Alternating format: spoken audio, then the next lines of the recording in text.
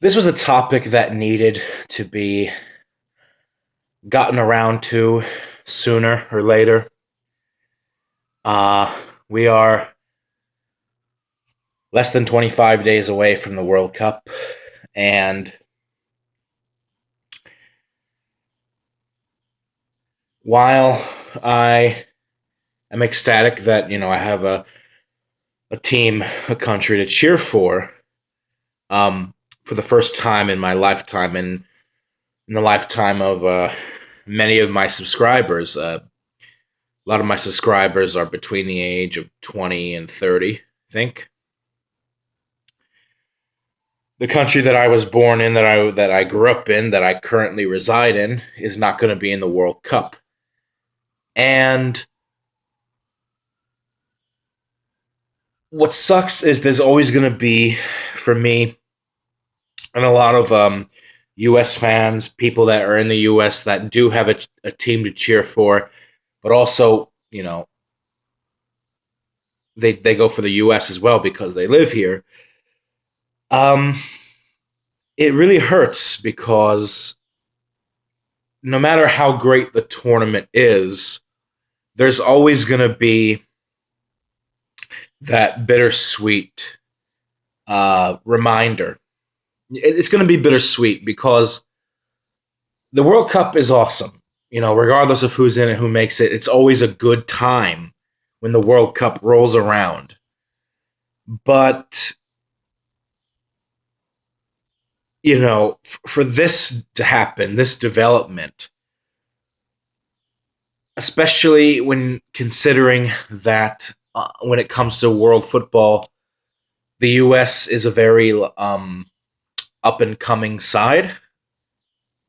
Soccer took off and has grown exponentially since the launch of the domestic program back in 1995, 1996. The MLS is still developing. The U.S. national team had just started to regularly qualify for World Cups. The U.S. missed 40 years of the World Cup from 1950 to 1990. 2014, I remember, it was the first time the U.S. had advanced past the group stage of the World Cup in consecutive tournaments. Since coming back in 1990 up until 2010, the World Cup was an every other cycle kind of story for the U.S. We would advance, not advance. 2014 was really the first time where we saw any kind of consistency, where the U.S. advanced for the second time in a row past the group stage. And in the aftermath of the 2014 World Cup, it became sort of an expectation built on progress and optimism that the U.S. should, for now on, not just get to the World Cups, but at least advance past the first round. Previously, even all the way up until 2002, 2006, the expectation was always to just qualify. It wasn't until the 2010-2014 cycle where we started to think that, we were in the conversation to expect ourselves to go one step further regularly. And especially considering the fact that in 2014, the United States had come through a group that many had not picked them to come through, with Germany, the eventual champions of that tournament, Portugal, the eventual European champions 2 years later, and Ghana, the eventual AFCON runners-up 6 or 7 months later. It was one of the toughest groups of that tournament. Very little people gave us a chance, and we somehow got into the next round. And we pushed Belgium the full distance, extra time. So, and immediately after the 2014 World Cup, which I consider, believe it or not, I consider 2014 a bigger success than 2002 was for us. Because 2002, the United States got to the quarterfinal, but the context in which we did it under in 2014, considering who our opponents were, I thought was more impressive.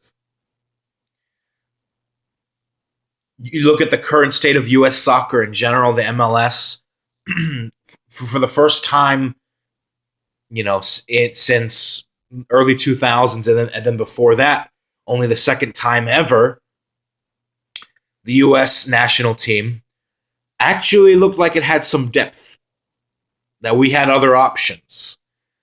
We weren't relying on the same playmakers. It wasn't a Landon Donovan 2.0 type of situation as it got to be around, from the mid 2000s into the early 2010s.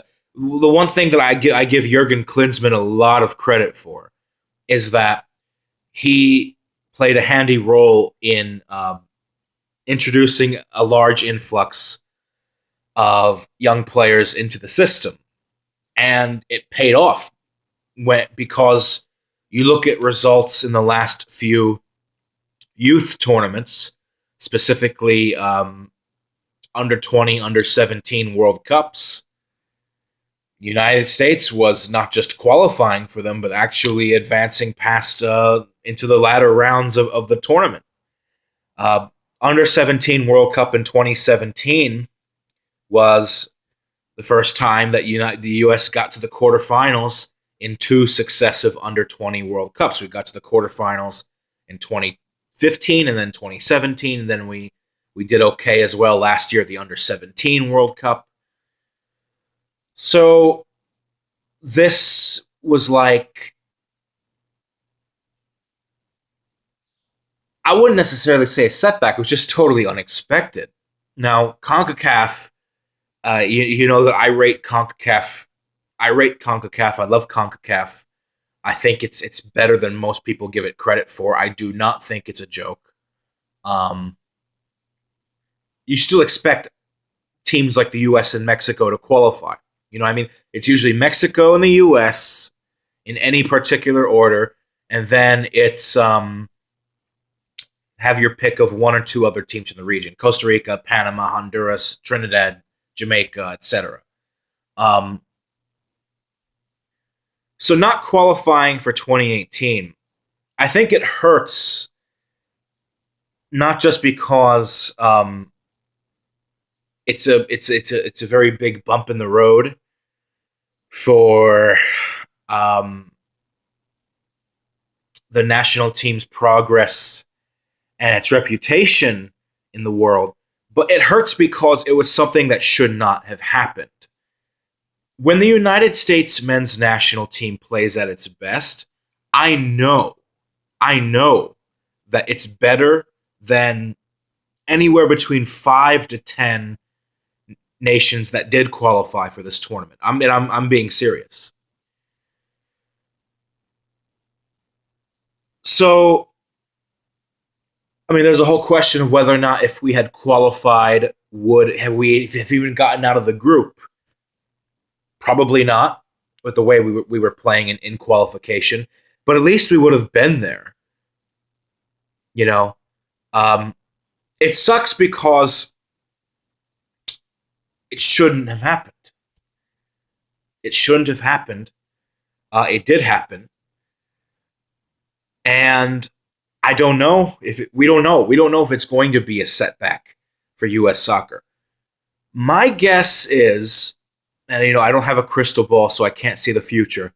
My guess is it's going to leave U.S. soccer in a few years of gray area where there's going to be a lot of uncertainty about the direction that the program is heading in. But I do ultimately think we're going to be okay in the long term. Because we have to remember that 40 years between 1950 and 1990, it didn't get to the World Cup. Before 1990, many Americans did not even know what the World Cup was or that the U.S. had a national team. I remember reading an account from a few former players of the U.S. men's national team in the early 80s and 90s, where they didn't have funding, they didn't have resources, they had to pay for their own hotel rooms.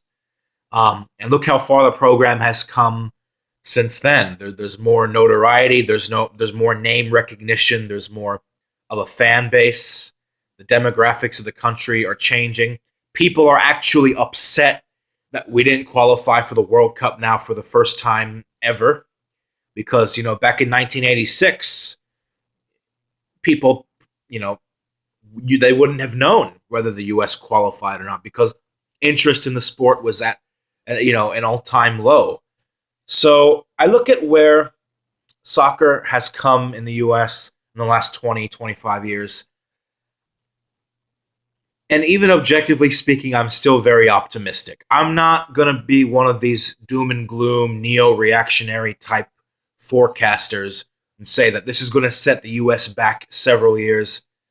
I don't think so. No, I don't think so. You have to keep your head. You got to keep cool, and you got to look at things rationally. It does suck though, and it's something that is equal parts infuriating as it is devastating, because this should not have happened. Just a few days prior to losing to Trinidad and Tobago, the United States lambasted Panama 4-0. Earlier in the campaign, wiped out Honduras 6-0.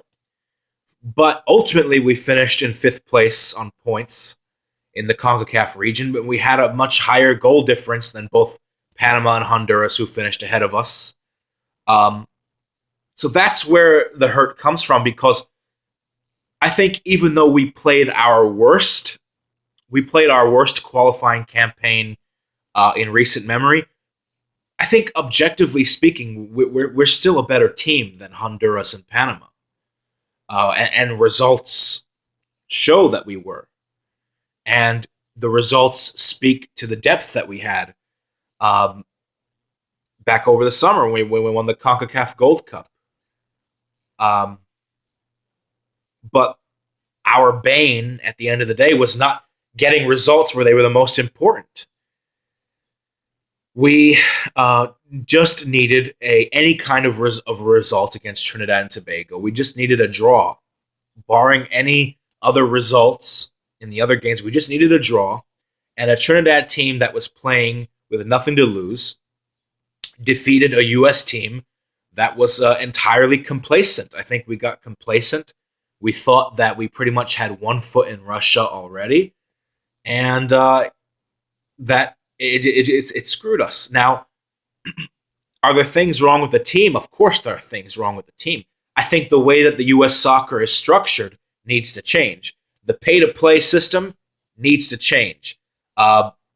Making soccer a privileged sport where only wealthy kids can play needs to change. Get that shit out of there. We need to start appealing to communities that are in less privileged sectors of society. Kids that kick around a ball on the street, that come from a background that are very into the sport. Tap into the resources in the U.S.'s Hispanic and minority communities. So, there are problems with U.S. soccer. I just think that the reason why the United States didn't qualify is twofold. It's the problems within U.S. soccer and how it's structured in the country. And it's also because this still should not have happened, because we are in the CONCACAF region where there's a lot of wiggle room for error. Mexico will tell you from 2013, Mexico, 11 points out of 30, 2 wins out of 10. They still got to the World Cup. The hex is more difficult than people give it credit for, but one of the things about it is there's a lot of leniency. And even with all that room for leniency, the U.S. still struggled to qualify and did not qualify in the end. That's a big problem. And from a fan perspective, it hurts because I really want us to become a major contender in the foreseeable future, but this hurts probably outside investment from non-American entities. It probably makes dual nationals think twice before they want to play for the U.S. men's national team. Um, it just presents a bad reputation to the rest of the world because people think, well, the U.S. doesn't care about soccer. U.S. is no good. Blah blah blah. And you know that's where most of the devastation comes from. I think um, it's going to be a great World Cup regardless. I would just much rather we were in it.